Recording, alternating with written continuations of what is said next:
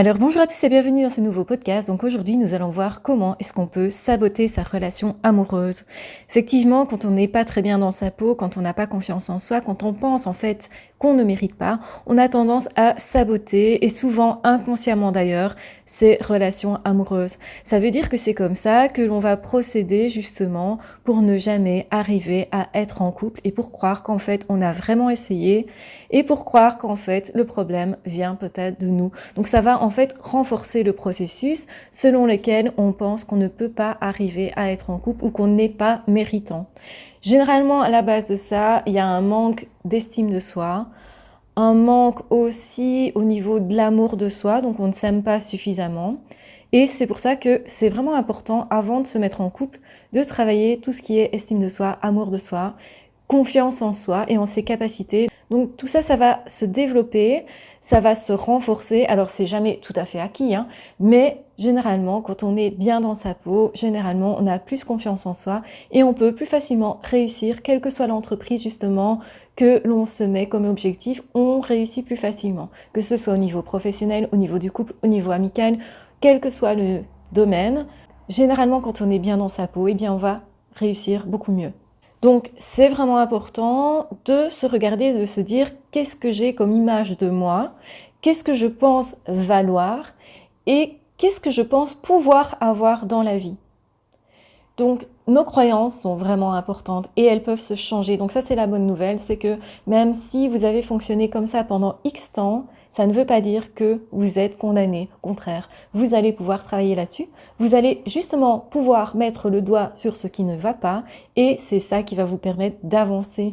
Parce que évidemment, quand on ne sait pas où est le problème, on ne sait pas où chercher, c'est compliqué de travailler sur quelque chose que l'on ne connaît pas, que l'on ne sait pas identifier. Mais si à travers ce podcast, vous découvrez justement en ayant justement ces problèmes amoureux-là, où vous dites finalement c'est sûrement lié à ma croyance. Peut-être que justement j'ai comme croyance que je n'y arriverai jamais. Peut-être que je suis dans un certain désespoir. Ça arrive par exemple quand on est déprimé. C'est pas nécessairement lié vraiment à ce qu'on vaut fondamentalement. C'est lié à la perception. Et ça aussi, ça peut se transformer, ça peut se changer. Et même, ça fluctue au courant de notre vie. Parfois, quand on vient de vivre des déboires, ça explique qu'on a moins confiance en nous. Ça explique que peut-être on se sabote plus. On croit plus facilement qu'on n'y arrivera pas. Donc, le but, c'est évidemment croire que vous êtes capable, croire que vous êtes bien et que vous avez tout ce qu'il faut pour réussir cette entreprise-là. Ça ne veut pas dire que vous n'allez rien apprendre, que vous n'avez plus rien à apprendre, que vous n'allez pas vous développer, que vous êtes la personne parfaite. Bien sûr que non, on ne l'est jamais. Mais ça veut dire que là où vous en êtes, vous pouvez. Donc, comment est-ce qu'on se sabote au niveau de l'amour, au niveau de nos relations amoureuses ? La première chose qu'on peut faire pour saboter sa relation amoureuse, c'est déjà ne pas faire face à la rencontre. C'est pas vraiment chercher, c'est éviter déjà le contact au tout début, peut-être déjà éviter le contact avec soi, parce que souvent ça va ensemble, et du coup, c'est par exemple ne pas se rendre à un rendez-vous.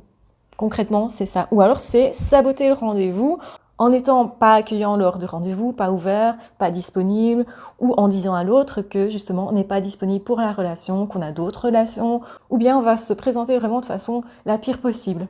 Donc ça va pas attirer et ça peut faire en sorte que l'autre ne vienne pas vers nous, qu'au final le rendez-vous ne donne pas lieu à une future rencontre. Parce qu'en réalité, l'amour, c'est une succession de rencontres, donc une succession aussi de connexions, qui se fait ou ne se fait pas. On ne sait pas toujours tout forcer non plus, mais on peut déjà mettre les chances de son côté en allant au rendez-vous, en étant bien disposé, en étant déjà joyeux, en ayant envie de partager, en étant ouvert et en étant bien avec soi. Donc la base de tout, c'est vraiment être bien avec soi, être en amour avec soi, se dire qu'on a des choses à offrir, être conscient de ça, se connaître suffisamment. Donc une autre façon de se saboter, c'est justement ne pas s'aimer, ne pas se connaître suffisamment, se critiquer constamment, déjà même intérieurement, mais c'est encore pire si on le fait extérieurement face à l'autre. Parce que l'autre va se dire, mais qui j'ai en face de moi ? Si l'autre n'est à ce point-là pas intéressant, eh bien forcément je vais pas y aller. C'est quelqu'un par exemple qui va dire à l'autre, tu sais je n'ai rien à t'offrir, tu ne vas rien y gagner avec moi, je ne suis pas un cas intéressant. Donc forcément, la personne va se dire pourquoi cette personne me dit ça. Peut-être que cette personne n'a pas vraiment envie d'être avec moi. On peut l'interpréter comme ça si vous voulez. On va pas nécessairement l'interpréter comme l'autre ne s'aime pas. Mais on va peut-être se dire finalement l'autre peut-être ne m'aime pas moi ou n'a pas envie d'être avec moi ou est déçu de moi. Donc du coup, je vais peut-être m'orienter plutôt vers quelqu'un qui sera plus accueillant, qui aura envie d'être avec moi. Ça, c'est une personne saine qui va se dire ça. Donc ça, c'est déjà 2 façons de se saboter. Une autre façon de saboter la relation, c'est forcément ne pas s'investir sentimentalement. Donc, autrement dit, faire semblant qu'on n'a pas de sentiments ou éviter absolument de les ressentir. Donc, les personnes qui sont étrangères à elles-mêmes, qui ne se connaissent pas suffisamment, qui ont tendance à masquer leurs émotions, leurs sentiments, etc., parce que peut-être c'est trop douloureux ou simplement parce que ces personnes vivent comme ça de façon assez robotique au final, eh bien, ne vont pas s'investir sentimentalement. Ça peut être le cas aussi de personnes qui sont encore amoureuses de leur ex et donc d'où l'intérêt d'être vraiment disponible. Alors ça ne veut pas dire que si vous aimez encore un peu votre ex, vous ne pouvez pas être sentimentalement vraiment dans une future relation parce qu'on peut aimer plusieurs personnes à la fois et donc on ne vous demande pas de ne plus aimer du tout les personnes que vous avez aimées, mais en tout cas de vous rendre disponible à la nouvelle relation. C'est vraiment ça qui va faire que vous allez vraiment vous investir, être présent à la rencontre déjà et être présent ensuite dans la relation. Donc une autre façon forcément de saboter les choses, c'est de ne pas entretenir le couple. C'est en fait de s'investir au départ et puis après plus rien. Et ça, évidemment, que l'autre personne va se poser des questions parce que votre comportement a changé et donc cette personne va se dire mais au fond cette personne ne m'aime plus. Et on perd l'amour de l'autre au fur et à mesure. L'amour, il s'en va pas tout d'un coup, il s'en va généralement au fur et à mesure. Donc l'autre va être déçu, blessé, voire en souffrance, et plus on va être en souffrance, plus on aura tendance à bouger, et ça veut dire casser éventuellement la relation.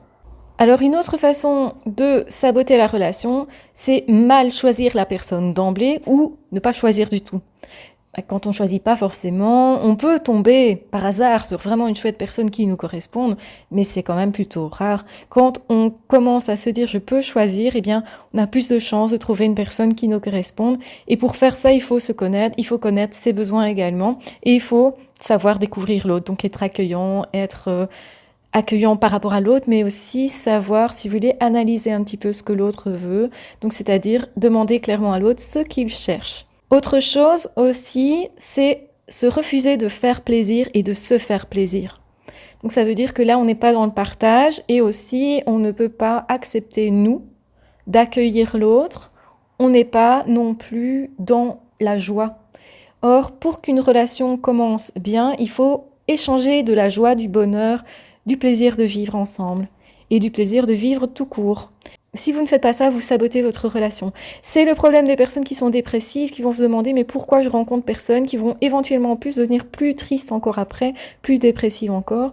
En fait, parce que vous ne dégagez pas une certaine joie de vivre, un certain enthousiasme, vous attirez moins et aussi vous refusez plus facilement d'être dans le plaisir parce que votre joie de vivre, en fait, vous ne savez plus la communiquer puisque vous l'avez perdue. Donc, idéalement, d'abord, retrouvez votre joie de vivre et ensuite, vous allez voir que ça va attirer beaucoup plus de personnes et qu'en réalité, vous ne devez pas être en couple pour être heureux, c'est l'inverse. Vous devez d'abord être heureux pour être en couple. Si c'est votre objectif, bien entendu. Alors, une autre erreur que l'on peut faire, qui est due souvent à une dépendance affective ou à un excès de timidité ou à une peur de se laisser découvrir, c'est justement ne pas se laisser découvrir. Donc, forcément, quand on ne prend pas de place dans la relation, comment voulez-vous que l'autre vous découvre et vous aime ? C'est pas possible, techniquement parlant. L'autre ne peut pas vous deviner. Donc, l'erreur que certaines personnes font, c'est justement de se dire que l'autre va nous deviner, nous découvrir, mais c'est à l'autre à gratter, si vous voulez, pour nous découvrir sous notre carapace. Donc, quand on ne sait pas trop s'ouvrir, on a une carapace épaisse, souvent due au fait qu'on a souffert, ça, eh bien, il y a un risque en tout cas que la relation soit tellement peu fluide que ça sabote la relation, que ça empêche l'autre de venir vers nous, et tout le monde, si vous voulez, n'a pas non plus la force d'attendre, de creuser votre carapace, d'aller au-delà. Peut-être que l'autre, il attend quelque chose plus rapidement pour X raisons, peut-être parce que l'autre, il n'est là qu'un instant, peut-être c'est quelqu'un qui voyage et donc qui va vous découvrir pendant un mois et si pendant ce mois-là vous n'arrivez pas à vous montrer, forcément, vous allez plus facilement passer à côté de certaines personnes, que ce soit en amitié ou en amour d'ailleurs, ou même professionnellement, au niveau connexion, je veux dire, d'amitié professionnelle. Parce que, disons-le, l'amitié professionnelle existe bel et bien. Donc c'est peut-être important de le rappeler.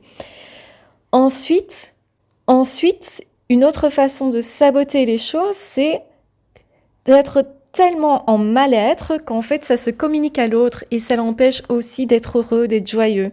Donc c'est faire trop porter à l'autre son mal-être. Alors il y a des moments où on peut être triste, etc. C'est tout à fait normal. Mais là je parle d'un mal-être vraiment important. C'est le cas aussi s'il y a un problème vraiment psychiatrique lourd. Donc le mieux c'est d'abord se traiter, se stabiliser, être le mieux possible et puis après rencontrer l'autre. Ça ne veut pas dire que l'amour n'est pas accessible aux personnes qui auraient des problèmes d'ordre psychiatrique. Ça veut dire qu'avant, il faut savoir qui l'on est, travailler sur soi et connaître bien ses besoins. Donc dans ce cas-là, on ne les fait pas porter à l'autre si vous voulez. Et dans ce cas-là, ça peut être sain. Aussi, un autre problème, ce sont les personnes qui doutent beaucoup d'elles-mêmes, qui doutent du coup tout le temps des autres aussi, qui sont assez paranoïaques. Vous allez forcément mettre une pression sur l'autre et le problème, c'est d'être contrôlant. Donc quand vous êtes contrôlant par rapport à l'autre, ce n'est pas un signe d'amour, c'est plutôt un signe d'angoisse. Et l'autre va sentir une pression, une tension, va se sentir justement enfermé comme ça et certainement moins naturel. Et nous, on cherche plus ou moins tous à conserver notre liberté d'une certaine façon. Ça veut dire qu'être en couple, c'est pas tout à fait être libre, on le sait, mais quelque part, on a envie d'avoir vraiment choisi. En tout cas, de sentir ou de croire qu'on a vraiment choisi cette relation-là. Et donc, on n'est pas vraiment contrôlé, emprisonné, mais qu'on est plutôt libre quand même. Et donc, dans ce cas-là, on ne sent pas une pression, on sent plutôt de la joie d'être lié à l'autre.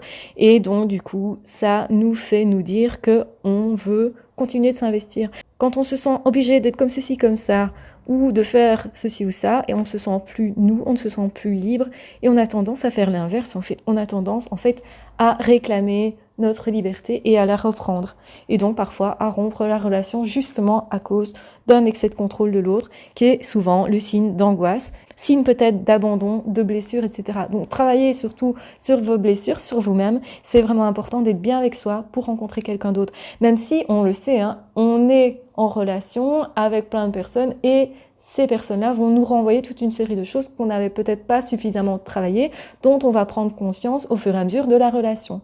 Donc c'est-à-dire qu'on ne peut pas toujours tout avoir réparé, mais quand on se rend compte qu'il y a un souci quelque part chez nous, eh bien on va le réparer, en tout cas travailler dessus. On ne va pas faire porter ça à l'autre si vous voulez. C'est pas de la faute de l'autre, c'est de notre faute quelque part si on n'a pas travaillé ça.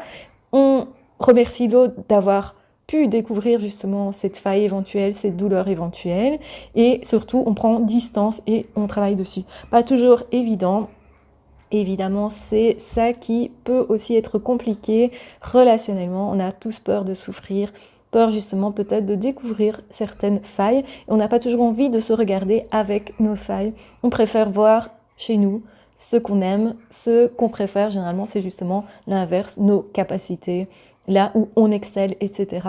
Quand on voit chez nous ce qui fonctionne plutôt que ce qui dysfonctionne. Et pourtant, une relation, c'est voir les deux. Une autre façon de saboter, c'est d'attendre trop de l'autre, c'est de se dire que d'office on n'aura jamais de problème, que tout va être d'office aligné, et de croire du coup que c'est jamais la bonne personne. Alors qu'en fait, la bonne personne, c'est la personne qui nous renvoie aussi à nos souffrances, comme je l'ai dit avant, et qui nous permet d'avancer. Donc ça veut dire que c'est pas nécessairement toujours confortable. Attention, maintenant une relation, elle doit pas être 90% du temps inconfortable. Au contraire, la plupart du temps, elle doit être plutôt confortable. On est plutôt rassuré, et c'est bien pour ça que on veut bien travailler sur nos plaies, nos blessures, etc. Parce qu'on sait que ça en vaut la peine, parce qu'on a aussi le courage et la force de se dépasser. Et souvent, beaucoup de personnes attendent d'être justement amoureux pour se dépasser, pour découvrir la force qu'ils ont en eux. Alors que cette force-là, en fait, ils l'ont tout le temps. C'est simplement que l'amour, on va se croire un peu sublimé et on va plus avoir confiance. Donc on va oser plus, on va faire plus et en fait on va se dépasser plus. Donc voilà, on a plus ou moins fait le tour des erreurs, en tout cas régulièrement rencontrées. Alors bien entendu, le mieux c'est d'être bien avec soi-même. C'est pas toujours évident. On peut être un peu timide, on peut être un peu triste, un peu dépressif, etc. Ça, c'est le lot de tout le monde. Donc surtout, ne vous dites pas, tiens, de temps en temps, je suis dépressif ou triste, ou en mal-être ou je me connais pas assez, donc je vais pas en amour. Ça, c'est une erreur. Pourquoi? Parce que vous allez vous découvrir au fur et à mesure et que nul n'a besoin d'être parfait pour être aimé. Surtout, rappelez-vous ça, quoi qu'il arrive, et surtout, d'ailleurs, si vous, ça ne va pas actuellement, si vous ne vous sentez pas suffisant, rappelez-vous que l'important, c'est de vous aimer comme vous êtes, avec vos défauts, et là, d'autres personnes vont venir vous aimer aussi.